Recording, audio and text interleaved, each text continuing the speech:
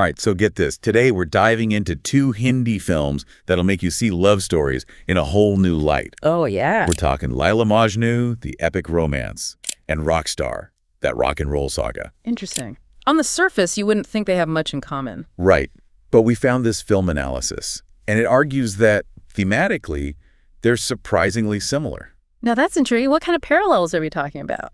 Well, for starters, both films grab you right from the get-go. They both open with voiceovers against a blank screen. Oh, wow. That's a bold choice. You don't see that very often. Exactly. It's like they're saying, listen up, this is important. And the words themselves, they really set the tone. So what are these iconic opening lines? Okay, so Rockstar goes with a Rumi quote. Beyond all concepts of right and wrong, there is a field. I'll meet you there. Chills, right? Wow. Talk about setting a mood. It's like a siren song, drawing you into this world of longing and searching. Right. And then you have Laila Majnu, which goes a different route. Their opening line is, everything is destined. Our story has already been written. Ooh, fate. Talk about foreshadowing. You know right then and there that these lovers are in for one wild ride. Exactly. So both films establish this idea of destiny, of a love that's bigger than both of them. But here's where it gets really cool. They each use totally different ways of telling their stories. How so? Well, Rockstar jumps all over the place, right? Like 1 minute Jordan's in college, the next he's a world-famous musician, then back to his childhood. So it's a nonlinear narrative. That's interesting, especially for a love story. What's the effect of that kind of storytelling? It kind of mirrors the chaos of Jordan's life, you know. His music, his emotions, it's all kind of jumbled up. But Laila Majnu sticks to a more traditional structure. It's a classic love story, told from beginning to end. It makes you wonder why they made such different choices, right? It's like they took the same ingredients, but baked two completely different cakes. Totally. But here's the thing. Despite the different storytelling styles, both Jordan and Quai's, they start out on similar paths. Okay, I'm curious. Tell me more about that. So in the beginning, they're both kind of these carefree guys. They haven't really experienced the kind of love that consumes you, that changes everything. Right, that all-encompassing kind of love that poets write about. Exactly. Like in Rockstar, you see Jordan goofing off in college, totally clueless about how deeply Here feels about him. And Kai's, I'm guessing he's got his own blind spots. Oh, totally. He's got the looks, the money, the charm, but he's completely unprepared for the force of nature that is Laila. And this is where it gets interesting. Think about those early interactions between the couples. In Rockstar, Jordan and Here, they have this really strong friendship, but you can feel this underlying tension because in Here, she's totally in love with him. The classic unrequited love scenario. Always a recipe for drama. Right. And you see a similar dynamic in Laila Majnu, but it's much more subtle. Like that first glance they share, their eyes meeting across a crowded room, you can just tell there's an instant connection. But so much of it is unspoken. Oh, I love that. The power of unspoken attraction, it's electric. It really is. Yeah, you can really feel the tension building in those early scenes. It's like, you just know something's got to give. Right. And that's where the films really crank up the emotional intensity. And they both do it by using separation. Oh, interesting. How does that work? Well, think about it. Just when these characters realize how deeply they feel about each other, boom, fate steps in and throws a wrench in everything. Oh, I see. Classic storytelling technique there. Introduce a conflict, raise the stakes. Exactly.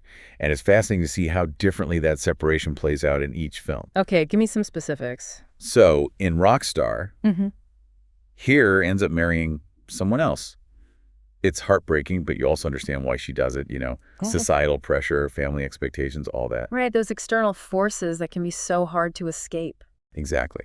And for Jordan, that separation, it's like it fuels his transformation into this tortured artist. So his heartbreak becomes his muse, in a way. Totally. You literally see it happening. He pours all that pain and longing into his music, and it's electric. Whereas Kai's in Laila Majnu, he takes a totally different route. Right. He's not bound by those same societal constraints. So he embraces his love for Laila completely, even though it drives him kind of crazy. So it's like he's rejecting the world's definition of what love should be. Absolutely. Yeah. And it's in that defiance that you see the depth of his love, even though it's messy and chaotic. It's interesting how both films explore this idea of waiting, but in such different ways. Right, because waiting, it's not just about time passing, it's about what happens inside you during that time. It's like its own character, you know, shaping the story, influencing the choices people make. Totally. For Jordan, waiting means turning his pain into art. But for Kai's, waiting, it's like it unravels him, pushes him toward madness. It makes you think, is there a right way to wait? Or is it all about how we choose to channel those feelings? That's a great question. And it reminds me of another parallel between the films, the use of symbolism. Remember that field from the Rumi quote in Rockstar? Oh, right. The field beyond right and wrong. That can't be literal, can it? Exactly. It's got to be something more, something symbolic. Right, like a metaphor for a different state of being, maybe? Yes. It's like a spiritual realm, a place where societal norms and limitations don't exist. And Laila Majnu has something similar, right? Quais talks about that mystical place beyond the mountains. You got it. It's like both Jordan and Quais are searching for a love that transcends the ordinary, a love that exists outside the boundaries of their world. So it's not just about romantic love. It's about this yearning for something bigger than themselves. Exactly. And that kind of yearning, that rejection of what's expected, it can be both exhilarating and dangerous. Definitely. It makes you question everything you thought you knew about love and society. It's in that space, that in-between space, that both of these films really come alive. It's like they're holding up a mirror to the human experience, showing us both the beauty and the pain of wanting something more. Totally. And speaking of powerful emotions, we've got to talk about those endings. I mean, those endings, they really stay with you, don't they? They do.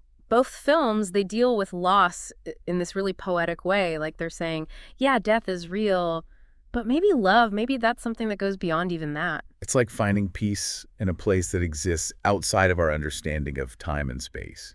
Yeah. Right, exactly. And it makes you wonder if love itself can be this kind of transcendent force. It's a huge question. Right. But it's one that these films aren't afraid to explore. And I think that's what makes them so powerful. They tackle these universal themes, these big questions about love, loss, and what it means to really connect with another person. Absolutely. So we've talked about fate and waiting and transcendence and even touched on the afterlife. It's been quite a journey. What do you think is the biggest takeaway from comparing these two films? You know, for me, it's a good reminder that the best stories, they speak to something deeper, something that goes beyond culture or time period. Like Rockstar and Laila Majnu, on the surface, totally different worlds, right? But at their core, they're both about the human experience, the search for meaning, the desire for something more. It's like even though the stories are fictional, the emotions, they feel so real, so relatable. Exactly. And it just goes to show sometimes the most unexpected pairings can lead to the most interesting discoveries. Absolutely. So if you haven't seen Rockstar or Laila Majnu, do yourself a favor and check them out. They're powerful films, and they might just make you look at love and loss in a whole new light. And that's it for today's deep dive. Thanks for joining us, and we'll catch you next time.